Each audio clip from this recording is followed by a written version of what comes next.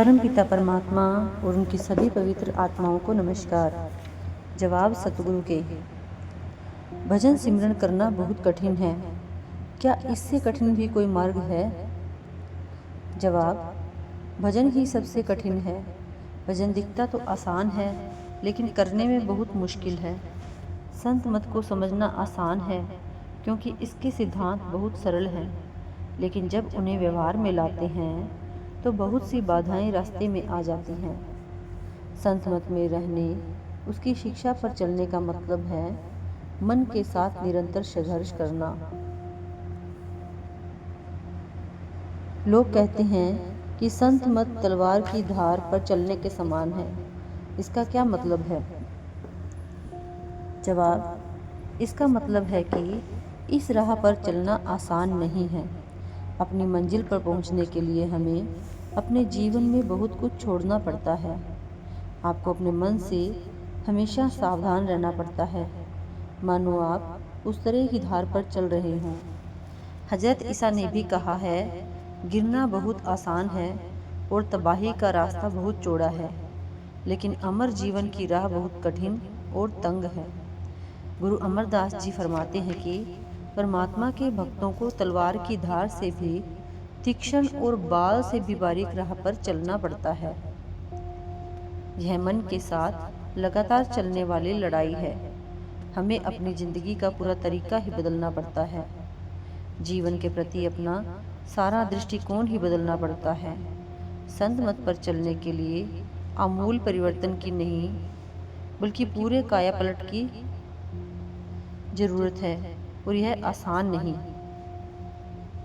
इसके लिए जिंदगी में काफ़ी कुर्बानी करनी पड़ती है, और फिर परमात्मा की प्रीति और भक्ति प्राप्त करना, उसके मिलाप के लिए तड़पना कोई सुखदायी बात नहीं है। आप हमेशा विरह की ज्वाला में जलते रहते हैं, क्योंकि आपका हृदय प्रेम और भक्ति से परिपूर्ण हो जाता है। वह विरह व्यथा फूलों की सेज नहीं, कांटों का बिछोना है। फिर भी यह व्यथा आपको प्रिय लगती है और आप उसे छोड़ना नहीं चाहते। अक्सर सुना है कि कष्ट उठाए बगैर कुछ प्राप्ति नहीं होती।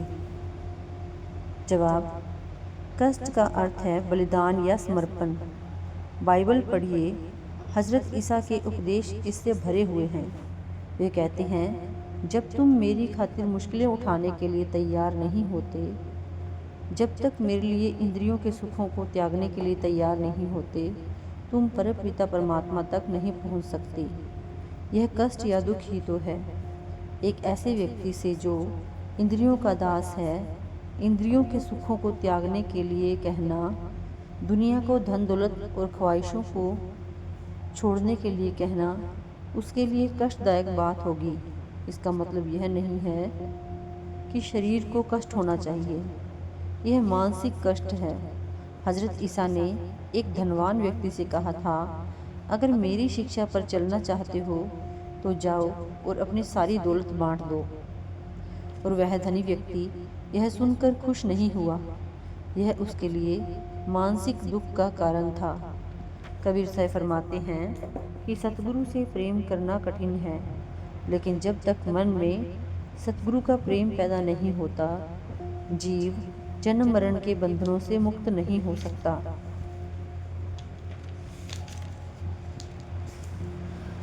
पुस्तकों में कई जगह आता है कि शब्द गलत वृत्तियों या मन के विकारों को दूर कर देता है, पर मेरी समझ के अनुसार पहले हमें गलत वृत्तियों को दूर करना चाहिए, तभी हम शब्द को सुन सकेंगे।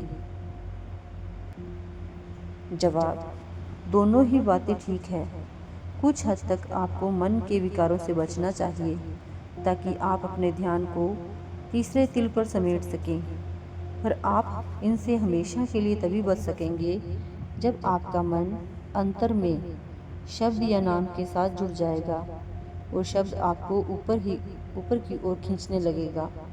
लेकिन उससे पहले आँखों के केंद्र पर आने के लिए आपको एक हद तक संघर्ष करना पड़ता है, और विषय विकारों से दूर रहने और सुमिरन तथा ध्यान करने से आप इस संघर्ष में सफल हो सकते हैं।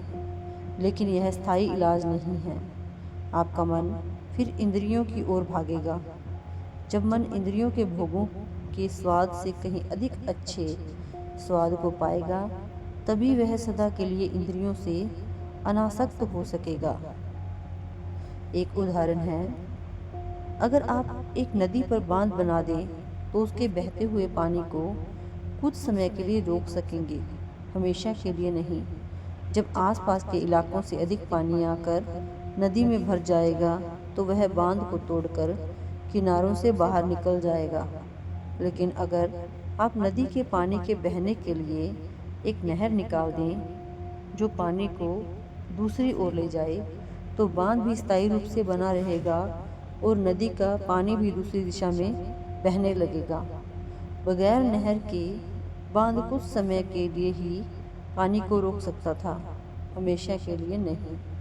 इसी प्रकार सुमिरन और ध्यान भी आपकी चेतनता को तीसरे तिल पर ले जाते हैं और आपकी प्रवृत्तियां दबी रहती हैं, पर फिर भी कभी कभी वे उभर कर आपको बेबस बना देती हैं। लेकिन अगर आप अपने ख्याल को शब्द के साथ जोड़ने में सफल हो जाते हैं तो आपकी चेतनता की पूरी दिशा ही बदल जाती है और बांध स्थायी हो जाता है। कुछ समय तक हमें अपने मन के विकारों से लड़ना पड़ता है ताकि हमारी चेतनता वापस आंखों के पीछे तीसरे तिल पर आ सके, लेकिन यह स्थायी इलाज नहीं है। जब मन को बहुत अधिक दबाया जाता है तो वह फिर से आपको अपनी उंगलियों पर नचाने लगता है, पर जब तीसरे तिल पर लाकर मन को अंतर में प्रकाश और शब्द से जोड़ दिया जाता है तो इसका स्थायी इलाज हो जाता है। तब मन का रुख बदल जाता है और यह एक नई दिशा में ऊपर की ओर बहने लगता है। जब तक मन की वृत्ति या रुख ऊपर शब्द और प्रकाश की ओर नहीं हो जाता, यह इंद्रियों के सुखों को छोड़ने से इनकार करता रहता है। Thank you.